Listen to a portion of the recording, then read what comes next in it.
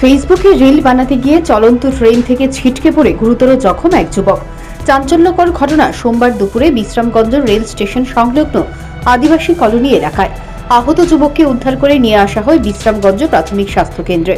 আহত যুবকের নাম সন্দীপ আচার্য, বাড়ি আগরতলা রাধানগর এলাকায়। বিশ্রামগঞ্জ প্রাথমিক স্বাস্থ্য কেন্দ্র থেকে আগরতলা জিবিপি হাসপাতালে রেফার করা হয়েছে। জানা যায়, আগরতলা রাধানগর এলাকার সন্দীপ আচার্য পরিবারের সাথে উদয়পুর মাতার বাড়ির উদ্দেশ্যে যাওয়ার পথে বিশ্রামগঞ্জ রেল স্টেশন সংলগ্ন আদিবাসী কলোনি এলাকায় আচমকাই চলন্ত ট্রেন থেকে ছিটকে পড়ে যায়।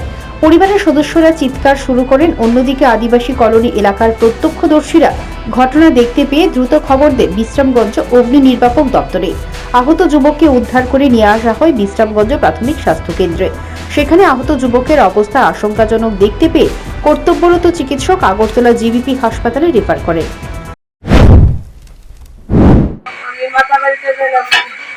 কোন ট্রেনে?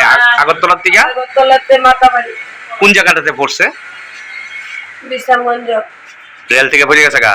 চিৎকার করে আছে। নাম কি আপনার ছেলের? সন্দীপ আচার্য। বয়সটা কত? 21।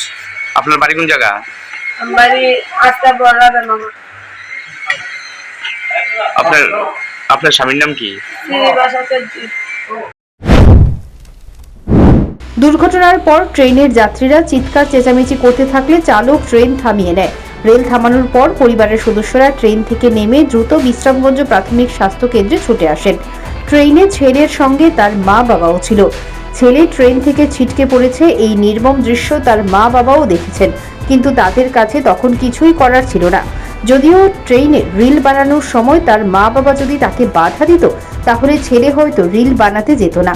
মা বাবার প্রশ্রয় পেয়েই চলন্ত ট্রেনে রিল বানাতে গিয়ে এখন মৃত্যুর সঙ্গে পাঞ্জা লড়ছে ছেলে। Bureau report, news prime Tripura.